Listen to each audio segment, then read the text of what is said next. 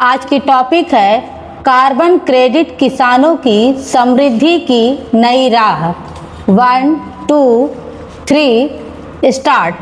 वैश्विक स्वैच्छिक कार्बन बाजार BCM जलवायु परिवर्तन से निपटने के साथ साथ नए आर्थिक अवसर सृजित करने का एक महत्वपूर्ण माध्यम बनकर उभरा है। यह अध्ययन भारतीय किसानों के लिए इसकी संभावनाओं का विश्लेषण करता है, विशेष रूप से सतत कृषि पद्धतियों को बढ़ावा देने के संदर्भ में, चूंकि कृषि क्षेत्र ग्रीन हाउस गैस उत्सर्जन में महत्वपूर्ण योगदान देता है। इसलिए जलवायु स्मार्ट तकनीकों के माध्यम से उत्सर्जन कम करने के साथ कार्बन संचयन बढ़ाया जा सकता है। साथ ही ग्रीन क्रेडिट कार्यक्रम जैसी नीतिगत पहलों का उल्लेख करते हुए किसानों की भागीदारी के व्यावहारिक उपाय सुझाए गए हैं। किसानों को कार्बन बाजार से जोड़ना जलवायु शमन के साथ साथ ग्रामीण आय, पर्यावरणीय सततता और भारत में हरित गांवों की दिशा में महत्वपूर्ण भूमिका निभा सकता है। कृषि भारत की अर्थव्यवस्था का एक मूल आधार है। विश्व स्तर पर आज बहुत से वैज्ञानिक और नीति निर्माता सतत विकास लक्ष्यों तथा पर्यावरण संरक्षण के लिए कार्य कर रहे हैं। इस संदर्भ में पूरे विश्व में एक वैश्विक कार्बन बाजार पिछले दशक में तेजी से उभरा है। ग्रैंड व्यू रिसर्च के हालिया रिपोर्ट के अनुसार वैश्विक कार्बन क्रेडिट बाजार 2025 में 827 बिलियन अमेरिकी डॉलर पहुंच गया है और 2033 तक 25.9% की CAGR से 3130 बिलियन अमेरिकी डॉलर तक पहुंचने का अनुमान है। वहीं भारत का कार्बन क्रेडिट बाजार 2023 में 4010 अमेरिकी डॉलर पहुंचा, जो 43.2% की CAGR compounding annual growth rate के साथ 2030 तक 49,448 मिलियन अमेरिकी डॉलर तक पहुंचने की उम्मीद है।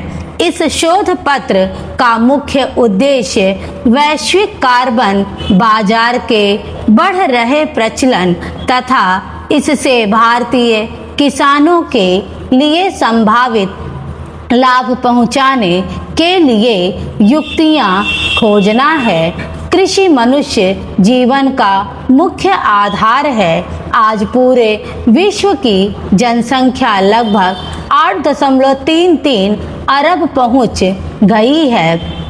आधुनिक कृषि वैज्ञानिकों ने बढ़ती आबादी को खाद्यान्न उपलब्ध कराने के लिए हरित क्रांति को अपनाया। भारत की अर्थव्यवस्था आज एक ऐसे दौर में खड़ी है जहां कृषि सिर्फ आजीविका का साधन नहीं, बल्कि आर्थिक विकास, ग्रामीण स्थिरता और खाद्य सुरक्षा का आधार है। आज 2025-26 आंकड़े के हिसाब से भारत विश्व में कई फसलों के उत्पादन जैसे दालें, दूध, मसाले, जूट एवं मिलेट्स इत्यादि के में प्रथम स्थान पर है तथा चावल, गेहूं, फल, सब्जी एवं गन्ना उत्पादन में द्वितीय स्थान पर है, जो कि हरित क्रांति एवं श्वेत क्रांति के जरिए ही संभव हुआ है।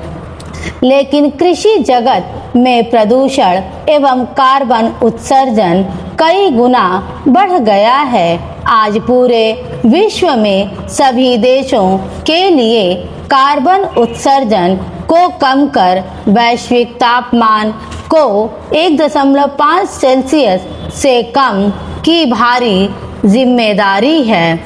इसीलिए कृषि में हो रहे कार्बन उत्सर्जन की प्रक्रिया का अध्ययन करना आवश्यक हो गया है।